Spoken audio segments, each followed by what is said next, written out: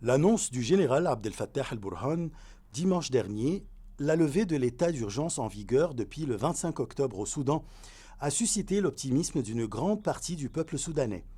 Selon les observateurs, il s'agit d'une main tendue pour créer l'atmosphère nécessaire à un dialogue fructueux et significatif pour la stabilité du pays durant la période de transition. Je crois que l'état d'urgence qui a été levé conduira à un consensus politique et sociétal entre tout le peuple soudanais et la jeunesse soudanaise afin de trouver des solutions. Le différend mène actuellement au chaos et conduit à la perte du pays. Il s'agit de l'avenir d'un pays et de l'avenir des enfants et de toute une génération. Je pense que la situation politique s'améliorera après la décision du général Abdel Fattah el-Burhan.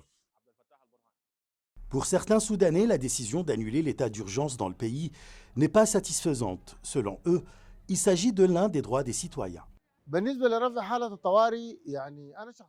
Personnellement, je ne peux pas me réjouir de la nouvelle de la levée de l'état d'urgence, car c'est à l'origine un droit du citoyen.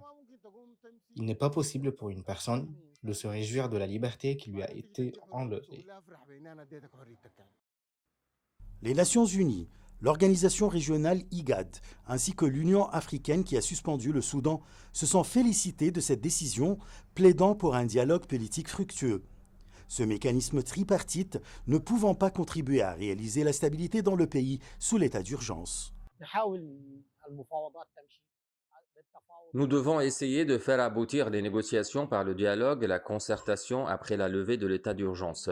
Quant au mécanisme tripartite, toutes les décisions qu'il a prises jusqu'à présent n'ont pas été ressenties par le citoyen soudanais sous l'état d'urgence. C'est pourquoi nous constatons que les jeunes continuent de manifester dans la rue.